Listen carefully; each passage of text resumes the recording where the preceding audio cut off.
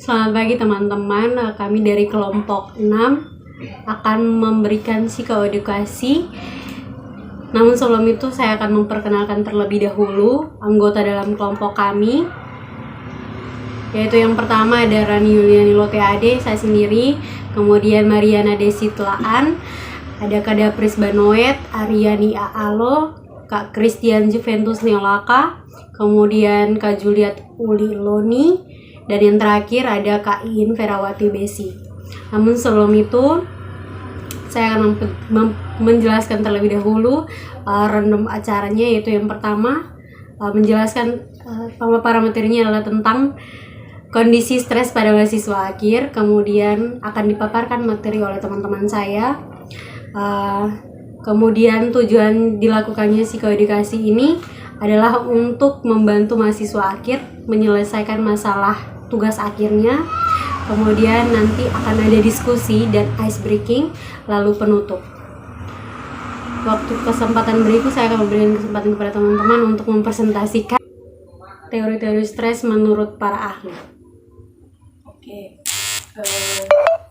Jadi yang pertama itu ada Silverman tahun 2010, yaitu ia mengemukakan bahwa stres adalah reaksi tubuh terhadap perubahan yang membutuhkan respon, regulasi, dan atau adaptasi fisik, psikologis, dan emosional.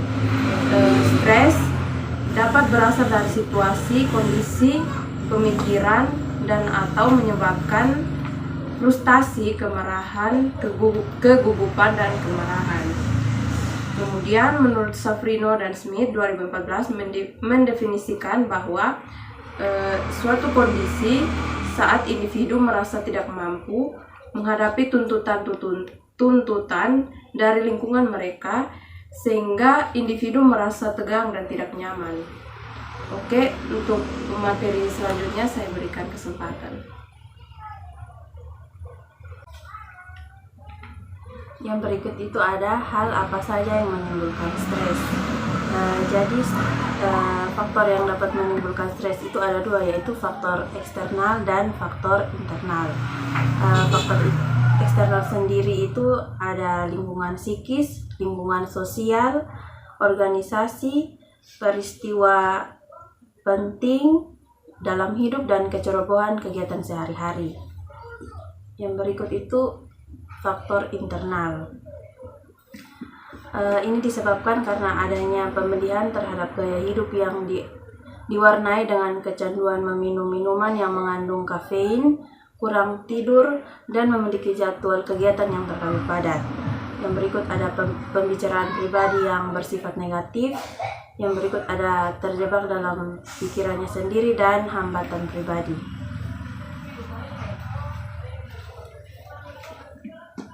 Yang berikut Sarafino dan Smith pada tahun 2014 menyebutkan aspek dari stres meliputi 4 aspek, yaitu fisiologis, yaitu reaksi biologi yang timbul karena adanya kondisi yang mengancam atau berbahaya, contohnya gemetar, keringat dingin, pusing, jantung berdetak kencang, sulit bernapas, sering buang air kecil, merasa lemas, kerongkongan, terasa kering, dan mual. Yang kedua adalah psikologis emosional. Yaitu gejala psikologis yang dirasakan ketika seorang sedang mengalami stres. Gejala yang muncul berupa cemas, mudah tersinggung, mudah marah, gelisah, depresi gugup, sedih, dan perasaan bersalah yang berlebihan. Yang ketiga adalah psikologis kognitif, yaitu gangguan pada fungsi berpikir, antara lain sulit berkonsentrasi, mudah lupa, tidak mampu membuat keputusan, khawatir tentang sesuatu masa depan yang belum pasti terjadi, berupa perasaan terancam, membahayakan sesuatu yang menakutkan, sulit berkomunikasi, khawatir akan hal yang tidak penting, dan takut penilaian buruk. Yang keempat adalah psikologis perilaku, yaitu gangguan perilaku yang timbul akibat stres, misalnya ketidakmampuan untuk bersosialisasi,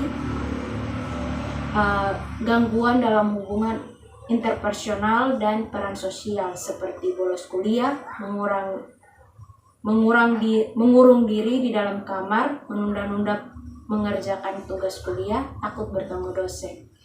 Berikutnya saya berikan tingkat yang berikut adalah tingkat stres, yaitu ada eustress. Adalah eustress positif yang terjadi ketika tindakan stres cukup tinggi untuk memotivasi agar bertindak untuk mencapai sesuatu. Eustress adalah stres yang baik yang menguntungkan kesehatan seperti latihan fisik atau mencapai promosi. Yang kedua adalah distress atau stres negatif terjadi ketika tingkat stres terlalu tinggi atau terlalu rendah dan tubuh atau pikiran mulai menanggapi stres dengan negatif. Lanjut berikutnya. Berikut adalah tahapan dari stres. Yang pertama ada alarming stage, yang dimana apabila Anda mulai mengalami kejadian yang menyebabkan stres atau sesuatu yang menyebabkan perubahan psikologi pada tubuh Anda, maka pengalaman dan persepsi ini mengganggu keseimbangan badan dan tubuh merespon stresor dengan segera dan seefektif mungkin. Hal yang dapat terjadi akibat stres ini contohnya adalah jantung berdenyut dengan kencang, terus adanya peningkatan pernafasan dan suhu badan meningkat. Yang berikut adalah tahap resistensi. Pada tahap ini, tubuh Anda mencoba untuk menyesuaikan dengan stresor dengan memulai proses dan memperbaiki kerusakan yang diakibatkan oleh stresor itu sendiri. Yang berikut adalah exhaustion. Selama tahap ini, stresor tidak diatur dengan efektif. Tubuh dan pikiran tidak mampu untuk memperbaiki kerusakan. Contoh pada tahap ini adalah digestive disorders, menyerah, sakit kepala, tekanan darah naik, insomnia, dan lepas kendali. Yang berikut saya berikan petunjuk. Oke, jadi bagaimana untuk mengatasi stres, yaitu kita menggunakan dengan teknik relaksasi. Oke, jadi teknik yang pertama yaitu duduk dengan posisi santai dan nyaman. Bayangkan hal yang menyenangkan dengan mata terpejam. Kemudian yang kedua, tarik nafas dari hidung, kemudian tahan dengan 3 hitungan, lalu hembuskan nafas dari mulut. Bayangkan seolah-olah beban pikiran dilepaskan. Ulangi 3 kali. Kemudian langkah ketiga yaitu mensyukuri nikmat dari Tuhan Yang Maha Esa dan ikhlas, serta kita harus memiliki rasa syukur dan sabar. Oke, sekian dari psikoedukasi kami, saya berikan kepada moderator. Demikian pemaparan simulasi hari ini untuk memenuhi tugas intervensi psikososial. Sekian, terima kasih.